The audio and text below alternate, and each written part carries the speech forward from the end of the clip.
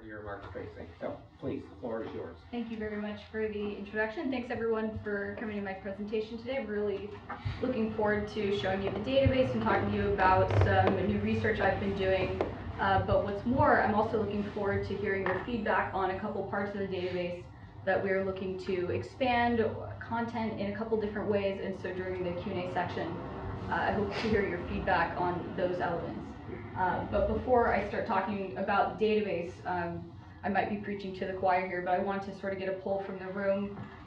Who here is pretty comfortable with the history of the non-aligned movement and it's relevant to disarmament politics? Raise of hands if you're fairly comfortable on that.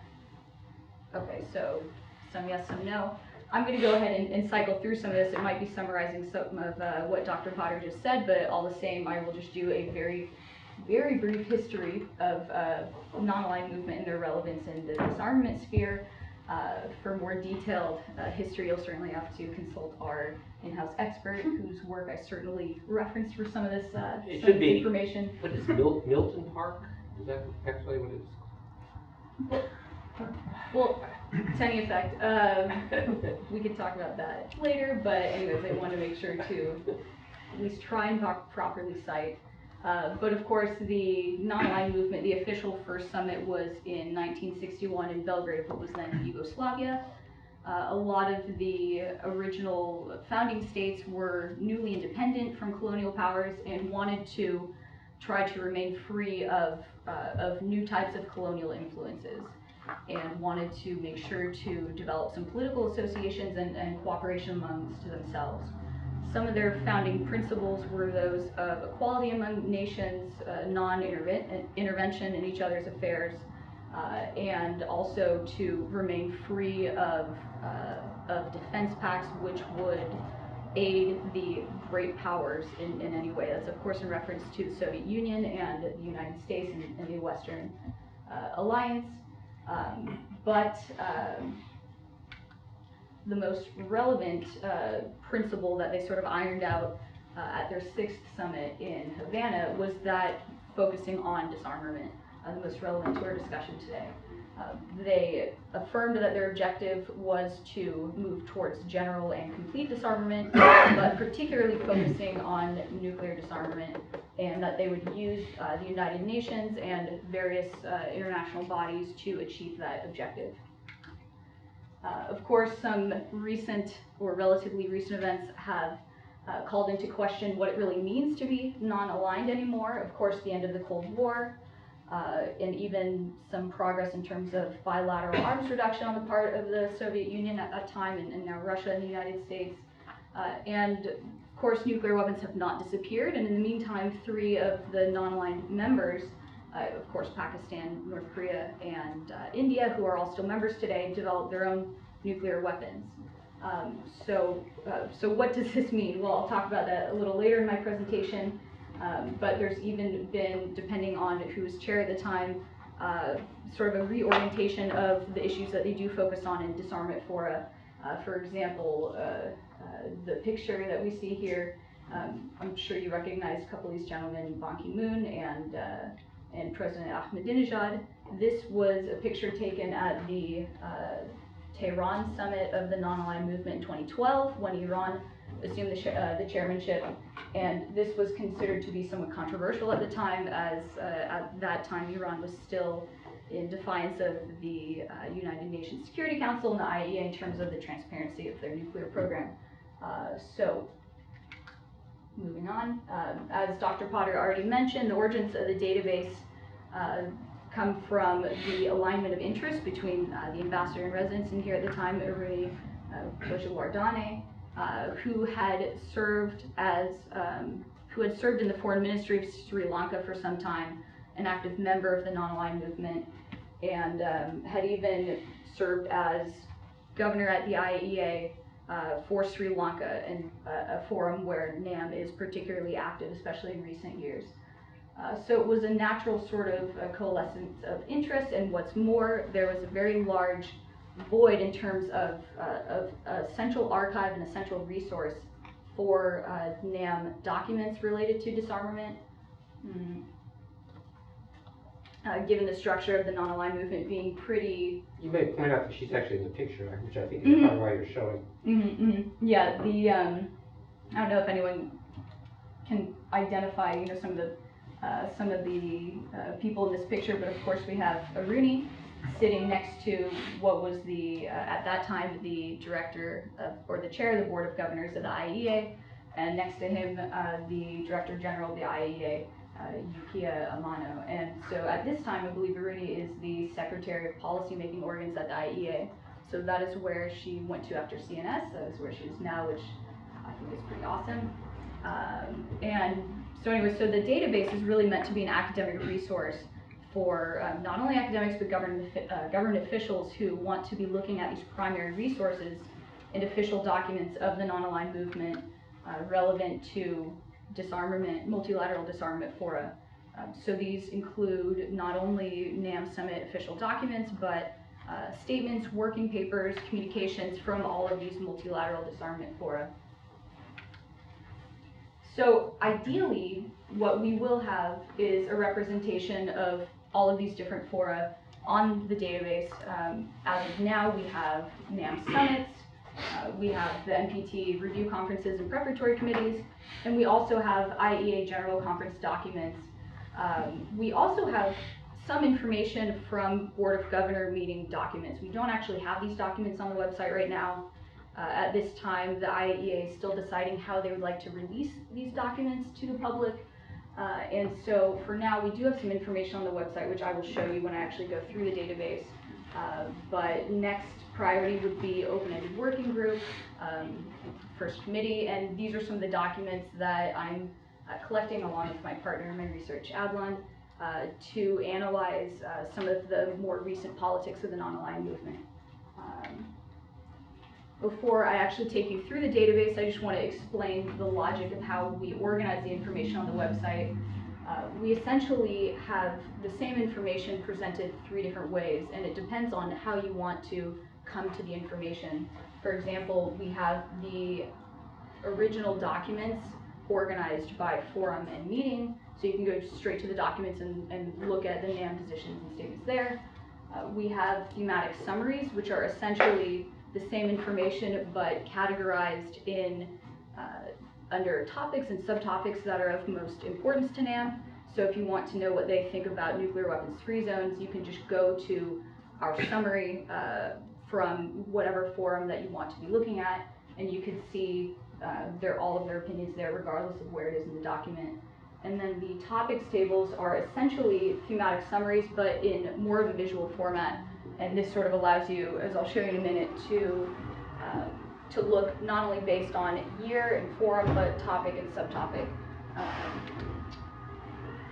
Okay, so now I'm actually going to take you through the database, and during this part, raise your hand or stop me at any point, or else I'll just keep cycling through what I'm showing you, but please stop and ask me to go through particular things if you'd like to. Okay, so the landing page of our database has the fora that I was just talking about that we have on the website, and it has those 3 ways that you can search for information. I'm going to mostly be showing you the Non-Proliferation Treaty Review Conferences and Prep Cons because we have so much documentation from those meetings. So first I'll just go to the meetings, and as you can see here, there's a few different ways you could search for information. Not only do we have all of the review cycles, which have documentation from all of the preparatory committees as well. They have working papers, statements, and it goes not only just for the particular review conference, but down through all of the preparatory committees as well. And that's going from the beginning of the MPT review conferences. At the top, we actually have some of these summaries that I was speaking about. And this is what they look like, and this applies across fora as well. So the documents will look essentially the same, the summaries will look the same, no matter what fora you're looking at. So for example, if you wanted to see what the non-aligned movement thought about a particular issue, say nuclear weapons free zones, you'd be able to essentially find that information by looking at the topics that are in the sort of bluish headings, and then the subtopics that are on the side here. And the same information will appear in multiple sections if it's relevant to multiple sections. So, for example, under safeguards and verifications, we have labeled the page and the paragraph of specific information, but if you scroll through the document, you actually might see that same information pop up in different sections if it was relevant to that particular subject. I think here, we have like page 1, paragraph 3 under subtopic IEA, but we also had it further up on general views of safeguards as well. And we have in these documents, summaries for all of the preparatory committees and review conferences. If I go back to where you can see all the different meetings, if you look up on the right hand corner, you could actually just see in a list view the specific types of documents, working papers, summary records. So this is a little bit more manageable if you just want to look at the working papers from a particular conference or whatnot. I know some of us in here have taken the MPT simulation course, and this was a huge resource to me as I was researching the position of the country I was representing, which was an observer of NAM Brazil. But actually, just by being able to read, for example, the IAEA General Conference documents with NAM statements, I was able to actually see those same positions reflected in the Brazilian statements at different fora in their individual capacity. So it was a great resource for me to be able to sort of broaden, deepen my knowledge on the subject that were most important to them. And so if any of you are going to be taking it next semester, I would encourage you to use it. Tracy, if I can just intervene here to give you a sense of what we have as a resource and what's actually been produced from a kind of a scholarly perspective. There has been no study looking at the evolution of NAM's perspectives on the NPT or any of the issues discussed in the NPT review process, period. One has to be careful not to assume that negotiated texts at summits that produce these statements that are prepared for the preparatory committee meetings and the review conferences correspond with the views of all NAM members. And in fact, if you were to look at statements by different NAM members and compare them with the statements made by NAM as a political grouping, you might discern some significant differences.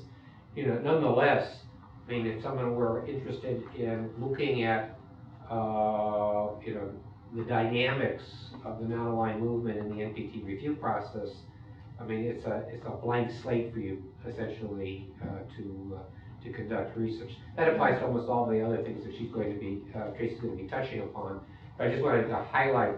I mean, you can search as you wish, and maybe you'll find something that we overlooked. But it's really remarkable how little work has gone into the topic, in part because there have not been really databases available to assist the scholar in conducting this research. So it's possible that a few countries, such as Egypt and Indonesia and South Africa and Iran, may have in their own diplomatic archives much of this information. But for the overwhelming majority of countries, they simply are not, I mean, the government couldn't conduct that kind of research for the most part. Mm-hmm. Okay, well, I'm glad you brought that up because it's going to be really central to what I'm talking about regarding the research that Adlon and I are doing. So it's a great point to bring up because, again, as we look through these NAM statements, it certainly does not reflect the individual positions of certain members, and even at some points, observers such as Brazil actually really advocate some of these positions very, very strongly, more strongly than other actual members. So yeah, so we have only NAM statements on this website However, it is such an amazing archive of these types of documents, because the last few chairs of NAM have, in their individual capacities, created websites that have some text from their summits, some information about the non-aligned movement, but there's no repository or archive for their documents from these multilateral fora, which is really a huge void if you're trying to get familiar with their positions. So, so this is a really amazing resource in that regard. Hello? Now I want to show, I already showed one of the thematic summaries, but I want to show the topics tables, because this is what I think is really helpful in terms of really targeting what you want to research. And I'll go to the IEA topics table because I want to also show where some of this information from Board of Governors meetings is, and you can't actually find those documents on our website this time. So if you look at this table, not only do you see the subjects at the main subjects at the top of the table that are most commonly spoken about by NAM in this particular forum: nuclear weapons-free zones, peaceful uses, safeguards, etc. But if you go down to the actual table, there are subtopics that fall into that category. So if I want to see what NAM thought, or what NAM said about the Middle East nuclear weapons-free zone at the in 2011, I can go to that little check mark and click on it, and what I have is not only do I have documentation from the General Conference, of which we have the original documents, and it will have a little link at the bottom taking you to that document, to the relevant summary that was created for it. But back at the top here, when it says meeting, when it just says meeting and it has a date, this is actually information that has been taken from the Board of Government documents with NAM's statements from those. So, like I said, we're not able to explicitly label the information because having those documents released, that process is still under review, and we hope to have those documents as early as July of this year. Stay tuned for that. But in the meantime, you still can see what NAM has said at Board of Governors meetings, and we have that information from 2003 to 2011, so it's not completely current, but it is there, and you could still find it. So it's a really unique resource in that regard. A couple other things I want to show on the website. I mean, we of course have a little bit about NAM, a little bit of a summary, and also the not only about NAM, but the origins of the database. I'm by no means the only person that has worked on this database. We have a long list at the bottom here of research associates and graduate research assistants that have worked on this, so I cannot take full credit for the work that has been done here. But something else that I actually really would like some of your feedback on during the Q&A session is these country profiles, because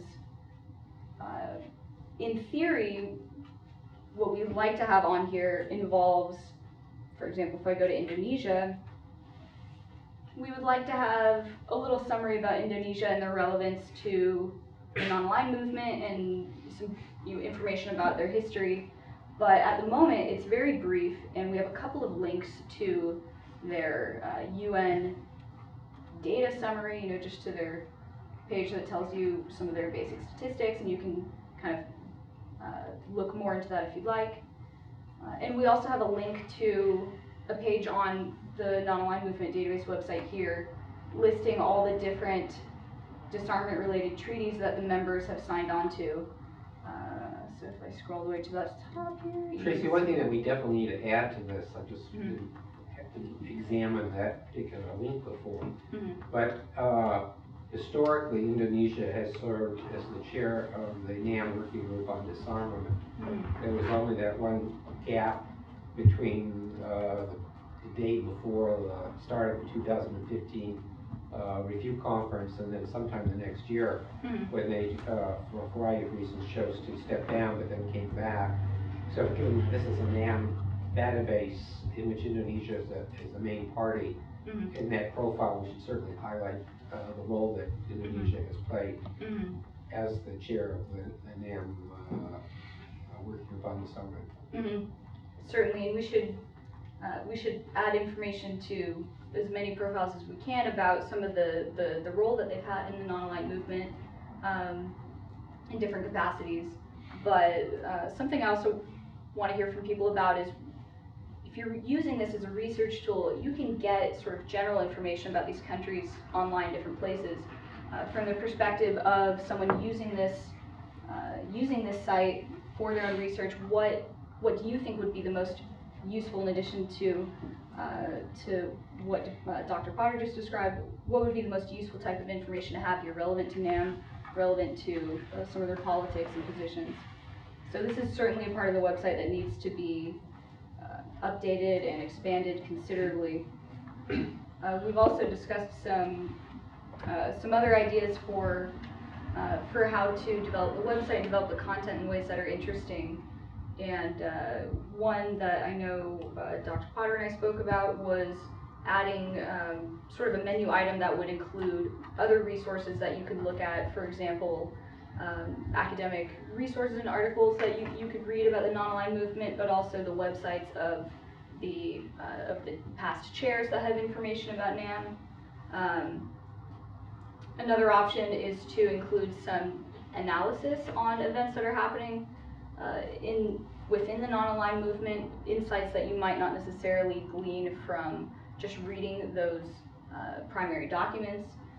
For example, I don't know if anyone recognizes this picture, but this is from the most recent NAM summit in Venezuela, and there was only about 8 to 10 heads of state at this summit, which was a really low turnout compared to the previous summit, for example, in Tehran, where about 35 heads of state came. And of course, if they don't come, they'll send other sorts of representatives and envoys, but what does this really mean in terms of the movement and the support for the movement, or the support for the chair at this time, which is Venezuela? Of course, Venezuela is in the midst of economic and political instability, and so those types of insights would be interesting to also have, in addition to primary resources on non-aligned movement positions.